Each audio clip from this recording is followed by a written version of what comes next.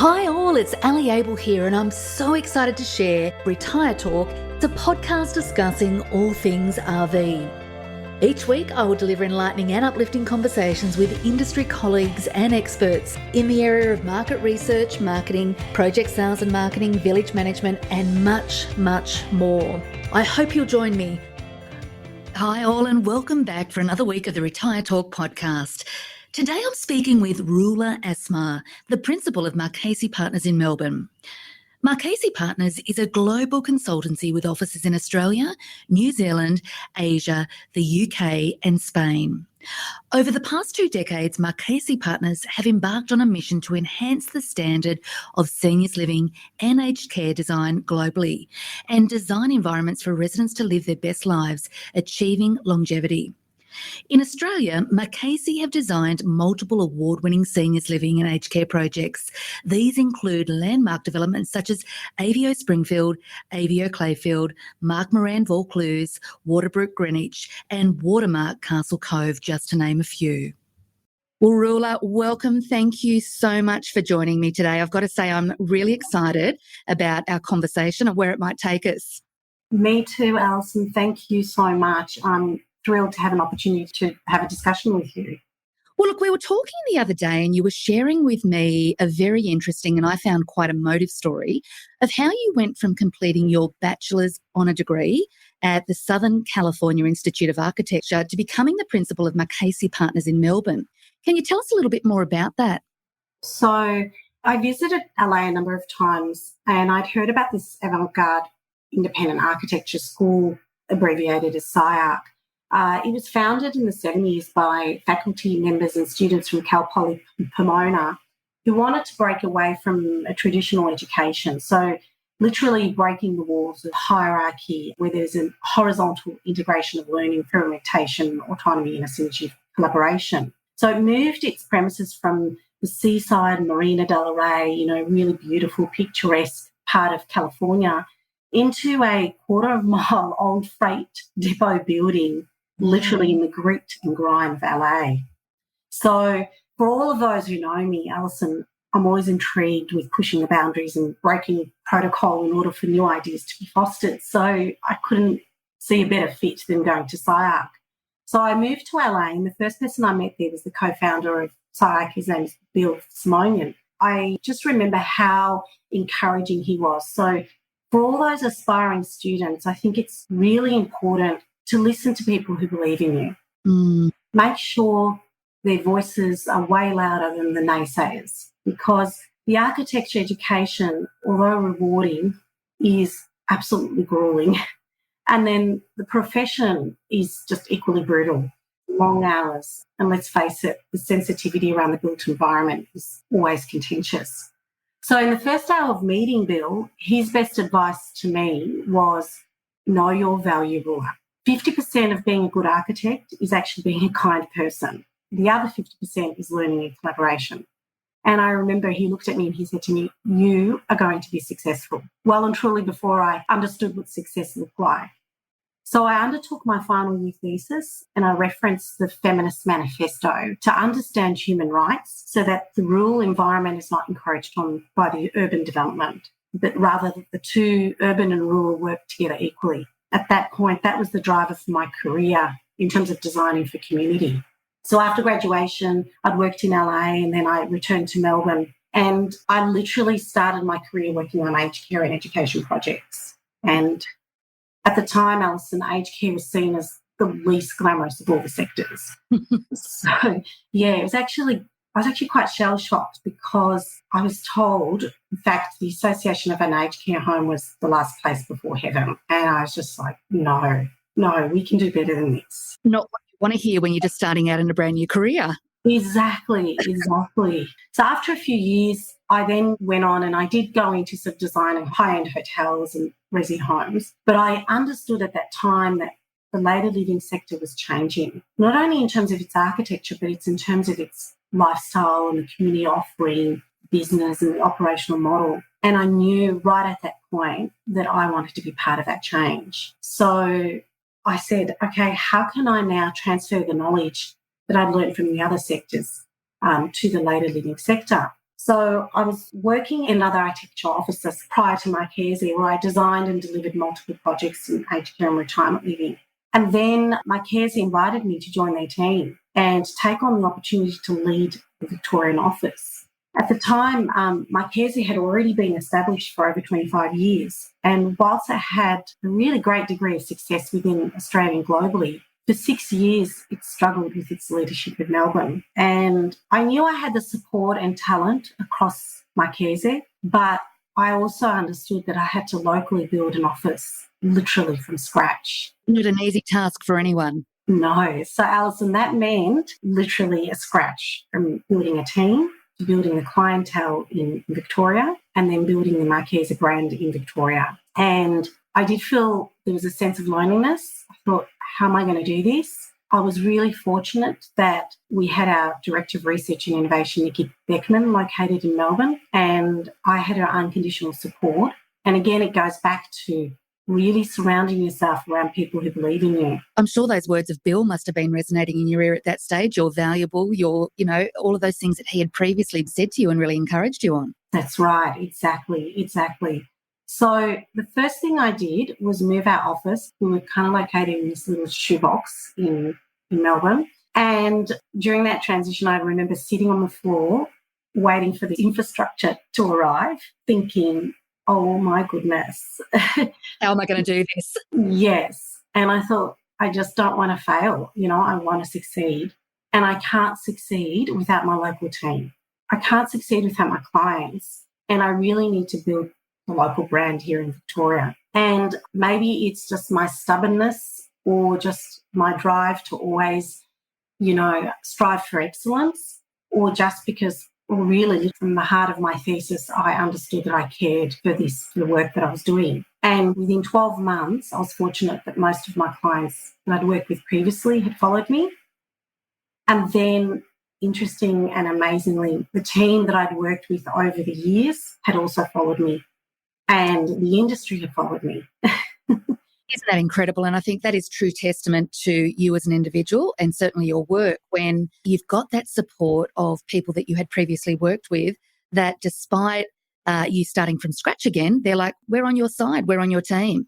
Yeah. And, historically, the profession of architecture and design was sort of really very male dominant, particularly in a leadership role, particularly when women who start families, to go back into not only the workforce, but in a leadership role was a struggle. And I'm just absolutely stoked that we are in different times across all industries.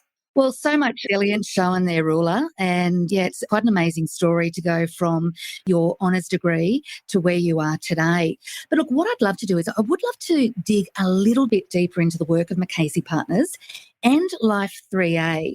For those who may not be familiar, what exactly do they do? Sure. So Marchese rebranded internationally a business that's now Life 3A. We will eventually work to building that as an Australian focus, as in the Life 3A brand, as an Australian focus for seniors living projects. And Life 3A focuses on strategy, research and design on later living and community living.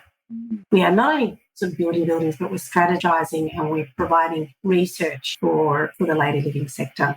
Fantastic. Well, look, walk me through what a typical day looks like for you. I can imagine it can vary from day to day quite immensely with client meetings and site visits, etc. So what does it look like for you? So the first thing I do is I make sure that I have more quiet time. Having lived in America, I still have strong interest in American news, US news. So first thing I do is I make a cup of tea. I read the New York Times, Washington Post and LA Times. And then get ready for work. I usually do my work out at the end of the day. Tieran, who's also joined me, he's our principal also in Victoria. He's always the first person to call me so that we are always aligned with the day's work. And then the first thing I do is have a schedule a team meeting. Our first 10 minutes is literally checking up on everyone, that everyone's okay, and we make sure we create a comfortable space for anyone to speak openly about anything before we get into our tasks and projects. So it could be personal, it could be trivial, but I think it's amazing because we all gel and they're an incredibly witty team. They're very funny. And here's my philosophy in life. If you can make me laugh, you've won my heart. That's so true. Yeah. So the day's scheduled to the minute and it's ridiculously busy, but I end the day with a 6 kilometre or 10 kilometre run before winding down. Good on you. And whereabouts do you do that? Whereabouts in Melbourne are you located? I'm in the eastern suburbs, so I'm in Mount Waverley, so it's absolutely amazing because there's lots of reserves that I can run through, and I actually enjoy running around my neighbourhood. I typically don't listen to music. I just want to hear the pounding on the concrete and the traffic and people around me and children laughing and the birds singing. So that comes with the excitement of running. It's so important to unplug, isn't it, at the end of every day, because we are so plugged in constantly to try and get away from that technology. And as you said, just listen to the beauty of our surroundings. Exactly. You were telling me the other day too that Marchese Partners have a dedicated national leadership team for retirement living and aged care. What does this mean, and how does the leadership team have impact? When I first joined Marchese, we strategically coordinated a leadership team across our national offices. So we understood the sector's so intricate and so complex. And whilst there are similarities, there are significant geographical differences, not only across the state, but across sort of even urban contexts, suburban, regional and rural within our own state. So we understood that our point of difference from our competitors and the value we bring to our clients is to have a focused leadership team across each state. So we value that each one of the national principals had a significant impact. Each one of them have years of experience in later living sector. So together we unite and we share knowledge and we work cohesively all under the one brand of Marchese Partners Life 3A across our offices. So all our clients have access to not one specialised principal, but a team of leaders. And we bring them into our local meetings, either through Teams or we all fly into each other's state. Which is wonderful. How do you connect, and how often do you connect as a team? We have an all-staff meeting every week. We have a senior associates and principals meeting every week also. And then we have every second week our leadership team meeting. And then literally from time to time we'll make meetings with each other to talk about projects or clients or just to share knowledge with each other. Marchese have our yearly state, like we travel around we have a location where we meet, literally all the staff. And then we also have an international trip. Fantastic. And as you said, bringing all of that knowledge from other places. I know New Zealand is really leading the way in many regards with architecture as well. So to be able to collaborate and bring all of that knowledge to each of the locations is just something, truly special for each of your clients. Exactly. And the clients are interested in what's happening not only across Australia, but across the world. And it was only like last week that our principal from the UK joined one of my client meetings for a client in Victoria, and we had a discussion about what's happening with UK, the policy around aged care, the projects that we're doing on retirement living, on later living, on the community, integrated communities. What does that look like, and what are the challenges in the UK, and who's really leading the way? Is it Australia, or is it America, or is it the UK? And those discussions were really great. Such important discussions to be had. Your grandmother, Teta, I think that's right, yes? That's right, yes, Teta. She had a huge impact on you personally, but also the direction that your career really did start to steer. Why was that? The Lebanese culture is intrinsically and historically, we honour our elders to the point where our parents raise us to call our elders, and even if they're not our blood relatives, uncle, auntie, grandma, grandpa. So it's not a chore to be with our elders. It's something that comes from our hearts. We spend time with them, we care for them where it's needed. We learn from them. And most importantly, we respect them. Can I just point out, an elder could be months older than you. So I'm a family of 6 kids. So can you imagine, my brother, who's only a year older than me, would literally, take advantage of that. I'm older than you. You have to respect me. I'm sure he did take advantage of that. Exactly. But then I took advantage of my younger sister and my younger brother, so it's all good because I'm in the middle. So can you imagine the significance of my grandma in our lives? My maternal grandma was the matriarch of the family and the community. She was born in the 1920s and she was ridiculously ahead of her times. She was a devout Christian Maronite, and for a person of her generation, she was highly educated. She went to the nuns the French Jesuit nuns were in Lebanon, and she was educated by them and absolutely respected them. Said that if she hadn't married and had kids, she would have been a nun. She was well-travelled, and her mother taught her to be a seamstress. So my teta built her business making incredible wedding gowns and suits, and anything she could sew or embroider, she took it on. She slept very little and she drew and made her own patterns. She had this incredible love for fabrics and understanding fabrics. She always strived for excellence. So it's no accident that I've inherited her competitive personality. She loved us fiercely, and she most importantly taught us to be of service to family and community. She instilled in all of us, especially the women, which was really remarkable, to be highly independent in every way. And she taught us what leadership looked like. She said to us always, you need to be authentic, because if you're not authentic, how are you going to bring people along? You know, people aren't going to trust you. And she always talked about the service of care. And she said to us, she was just fearless. She said, you have to have courage. And whenever I felt like the world was crumbling, I would sit and talk to her, and she'd say to me, Rulla, you cannot lose focus. Do not lose focus. You just have to continue on. And it was just incredible. So and I think that's where not only me, my sisters, my brothers and sisters, everybody, even the community that talk about her, speak about that she was a really great example of resilience. And I'm sure in those early days of Marchese Partners, those words probably rang very true in your mind, where you're going, can I do this? Can I do this? One of the things that I'm absolutely loving about these podcasts is finding out, you know, a little bit more about the personal side. And what I'm finding is that there's always one person in the family that really has been the inspirator, the encourager, the person that's really motivated the individual to really be the best they can. So it's really lovely finding out some of these more personal stories of those that we're working with in the sector. So thanks, Rulla, for sharing that with us. No worries. Role models are important, Alison. They're so important. They really shape our character, don't they? Oh, they do indeed. And whilst we're on that then, who would you say is your unknown role model in the industry? Who inspires you? First and foremost, my team.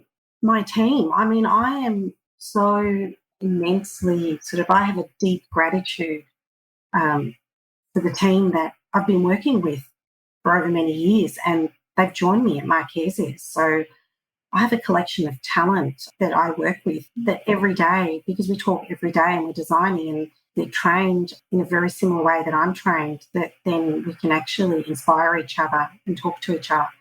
But also my visionary clients. The clients are really incredibly visionary, and they really, people who are in this sector are in it because they want to be in it. It's such a profound sector, you know, you have to have that passion for it. And then even more so, the people who are designing for those spaces, so the people who live and work and learn in those spaces. Can I share with you a story about like this really profound time in my career with a resident? Yeah, so I sat down with them, and this amazing woman, she was 96 years old, and I asked her, I said, look, you know, I'm coming here and I just want to have a chat with you. We're doing an audit on behalf of the client here. I'm just doing an audit on the bedrooms and seeing if there's anything we can change in your bedroom. And she said to me, oh, I've already done some changes, you know. Yeah, she was this incredible artist, and she redesigned her space so that she can, you know, better lighting for artwork, a place where she can sit down. And she said to me, I really just don't want to do any more changes to the space. I love it the way it is. And I said to her, do you know what? We won't. We won't change anything in your space. Because sometimes as a designer, it's not about just designing and changing. It's just about listening. And that was really inspiring, you know? And look, even at 96, they do know what they want, don't they? Absolutely. She was so sharp. I mean, she was operating all her tech devices. She was FaceTiming. She knew how to connect her TV to her phone. It was readable. And I think as a sector, that's what we do need to do more of, is listen rather than, particularly I guess in the aged care environment, is think that we know better than what they do. Because you're right, we've got to listen. They know what they're comfortable with. They know what they like. That's right. Well, look, what would you say your biggest learning has been since those very early days of starting with Marchese Partners? God, we are so inundated with the frustrations of the day-to-day grind. And remember, I told you I was feeling like overwhelmed, like, where do I go from here? I'm just by nature, I'm always fueled by, optimism. I'm always a glass half full person. And from my grandmother, who was so spiritual, she always said, try and find solace through reflection. So there was a lot of sort of reflective times too. But I focused on why. Why am I in this profession? And that was really always important. And to understand why I'm in this profession, and always to seek to be better through service. So I kept myself, I understood that the learning from all this is that every single person that came my way was important. The consultant, the developer, the client, our suppliers, the industry influencers, the sales and marketing team. I literally sat down and spoke to everybody in the industry. And I understood from then how important each person is in terms of how they contribute to the broader solution. And I hold on to those lessons every day. Like, I try and not get, even in the success that we've built now, I try not to get lost in that in terms of the importance of people.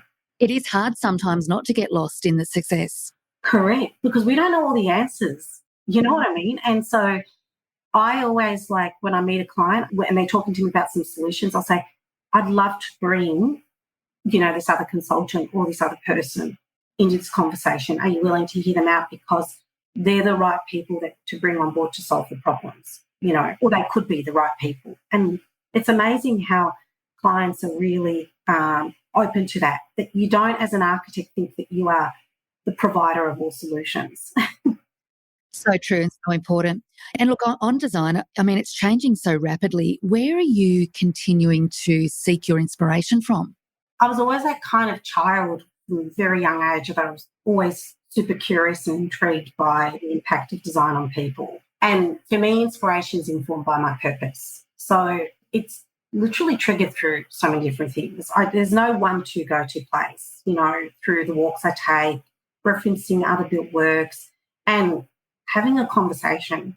You can tell that I love a good story, Alison. Absolutely. So, yes, it's just really, you get inspiration from wherever you seek it. It can't be a linear thing, and it can't be a one thing. When do your clients typically engage Marchese Partners? That's really project by project base. So firstly, the first thing, it's about discovering our clients' aspirations. So it could be from the start, from when they first are looking at developing their site. But the first thing we do is when they do want to engage us, we first try and understand what is it they're trying to solve. What is their aspiration? What is their vision? What's their community? And we start with strategy, research and design in collaboration with them. So we ask them when they first come to us, we need to make sure we understand your need and your requirements. Are we answering the right problem? And is our service fit for purpose? So, for example, sometimes if it is a research piece, it could come in after a building has been complete. Sometimes it comes in from the start, so it just depends on what is it specifically that the client needs. Do they need a strategy across their site? So let's start with master planning. Let's look at, do we need to do further research on who their demographics are, so on and so forth. So do you actually do the customer research, or the client sort of engages another organisation to do the research, like the client research, prior to the development starting? Because architecture is so all-encompassing and there's so much, our business is just so intricate, and we do love collaboration. So it's not unusual for clients to engage a special consultant to do the demographic research. Which is so important as well, isn't it, at the early stages of, I guess, the architecture design? Correct.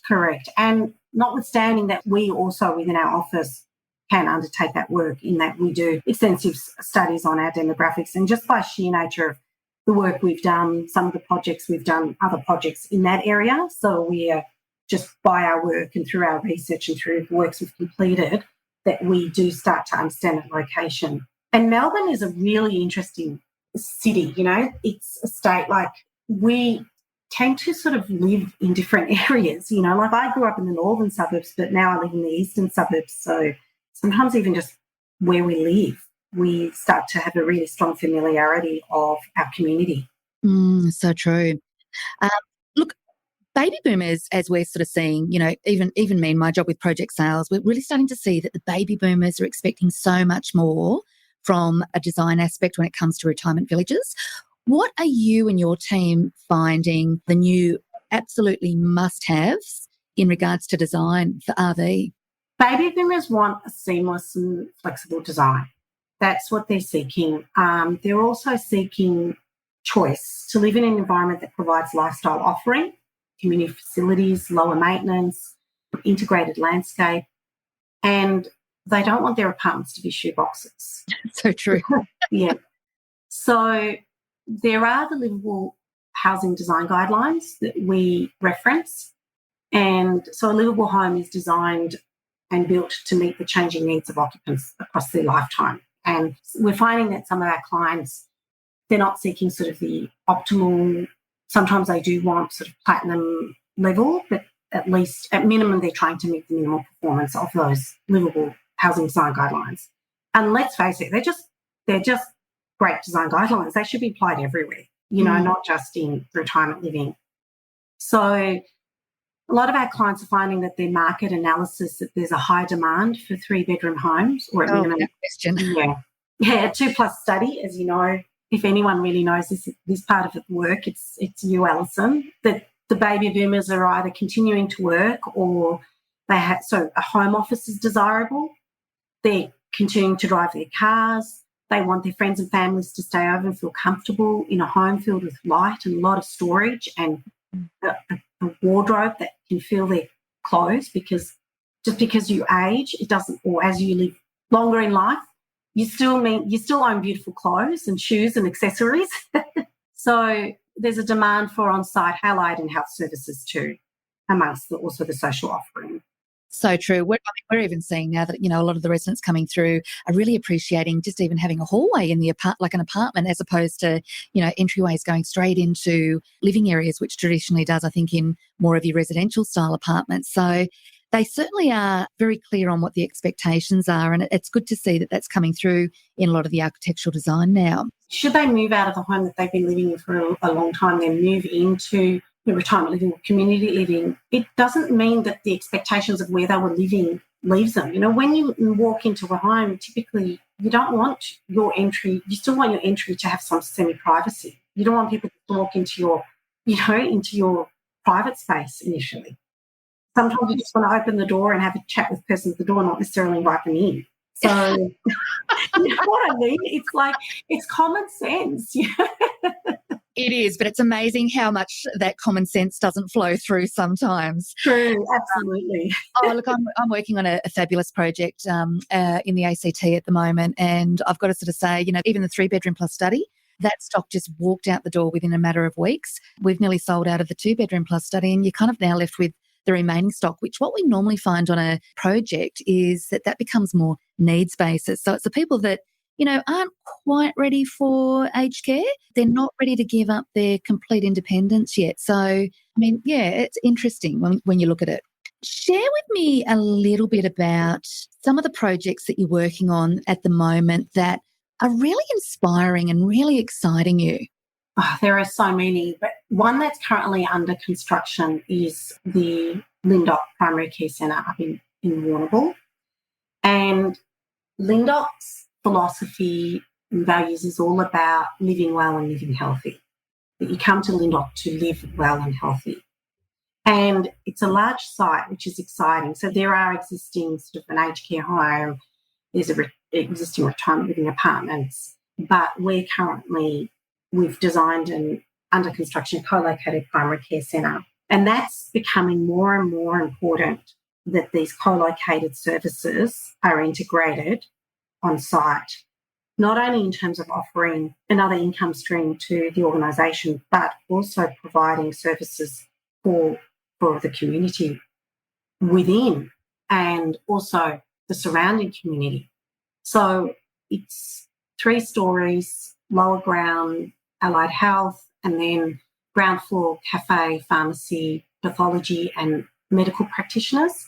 And then literally first floor dedicated to education, training and innovation co-working with sort of local partnerships. The biggest issue that's still quite stifling in the industry is staff training and inspiring staff and having the right staff. Not only the care staff, the service staff, the community managers, the sales and marketing team, all those people that, are on these sites that run this incredible services, there needs to be the right people. And so that whole floor that's dedicated to training is absolutely remarkable and quite forward-thinking for Lindoc, because it's not just you just put them in a little training room.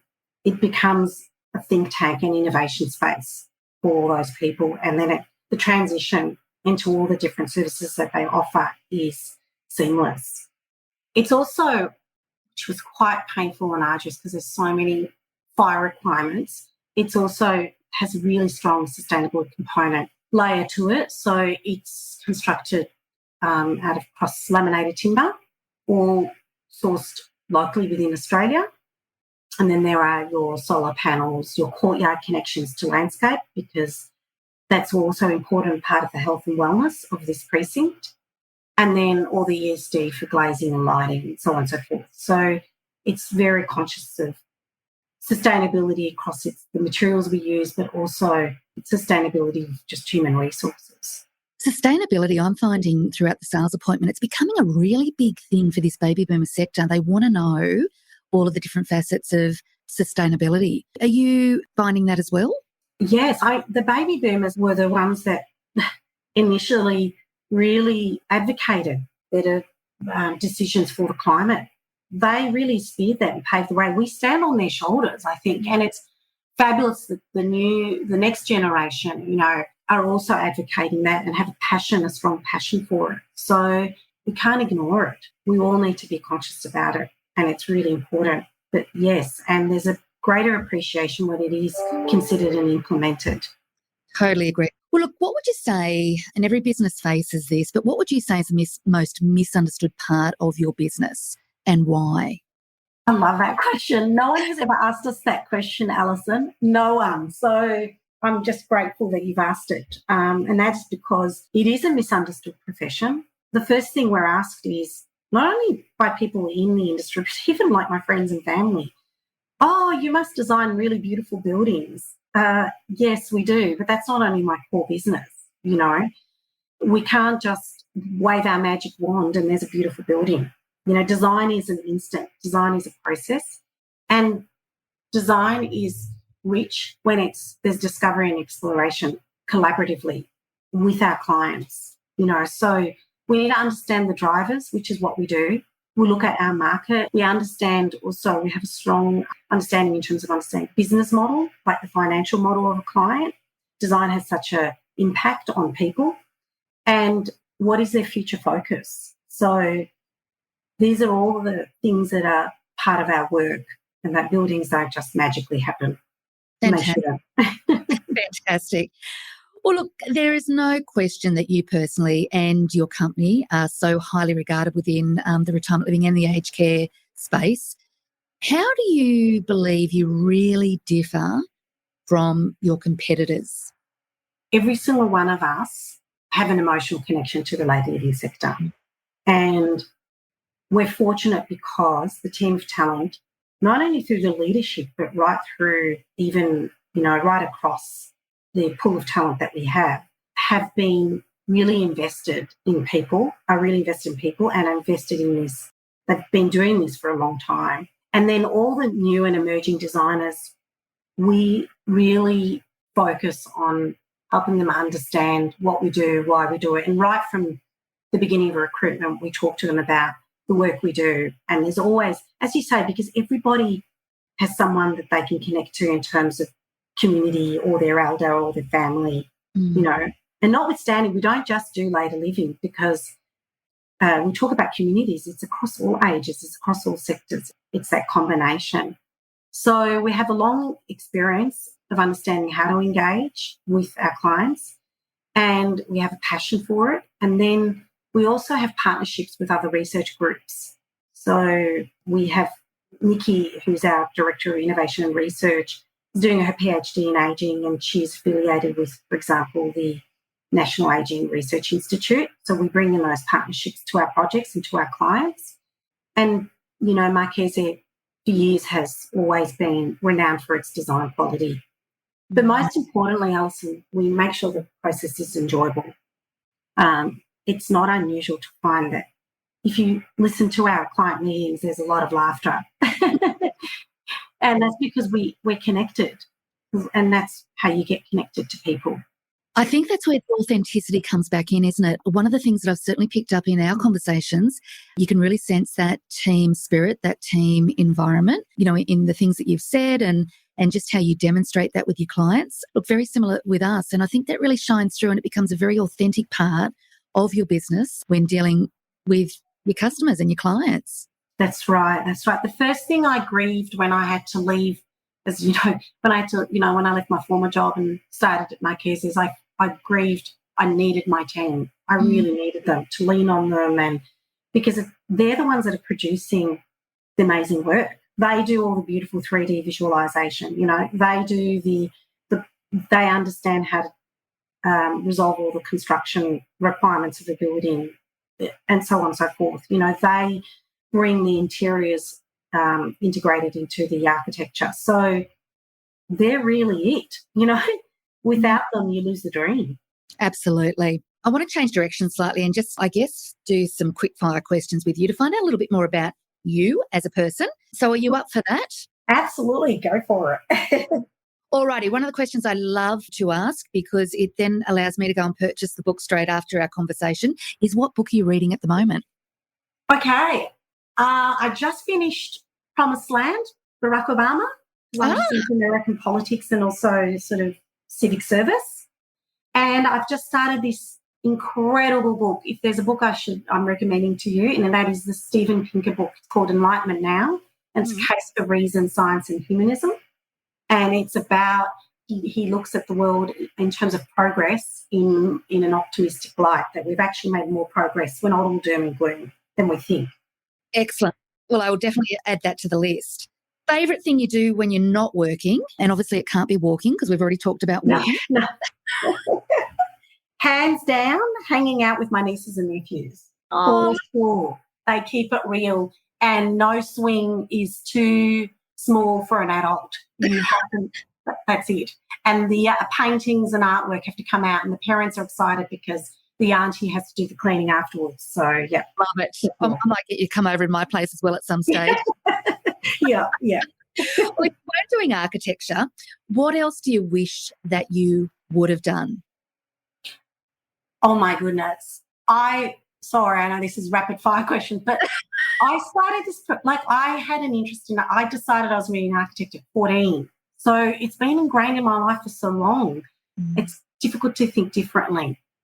But, okay, let me mention this. As a young child, I was always the stage director with my siblings and my cousins. I was always the teacher, and I was always the dance choreographer, and I was always the songwriter. So you wanted to be on Broadway is what you're telling me. That, and also that I was the boss.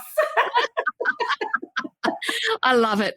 Well, hey, I wanted to be Ann Sanders. I don't know whether you know who Ann Sanders was, the Channel 7 news presenter back in, when was she? Back in the 80s, I think. But she was my absolute role model, and I just thought she was wonderful. So we've all got what we would have done if we hadn't done what we're doing now.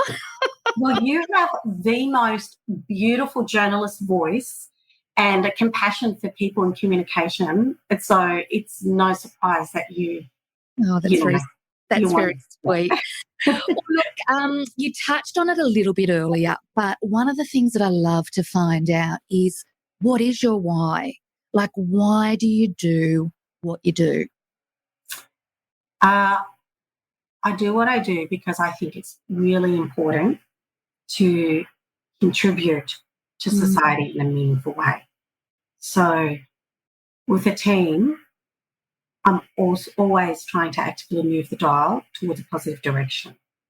So whatever I do, I ask myself, am I doing it that is creating a meaningful impact on the people that inhabit that space? Rulla, that is just beautiful. Well, look, we have covered a lot of ground today. Is there anything else that you think possibly I should have asked that I have not touched on? Alison, has the narrative entered? Is that the end of it? It's almost the end of it. No. The only thing I want to say is that it continues forever, Alison.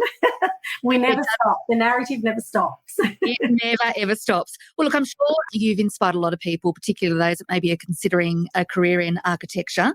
And thank you so much for sharing so openly with us today and telling us a little bit about your personal story as well.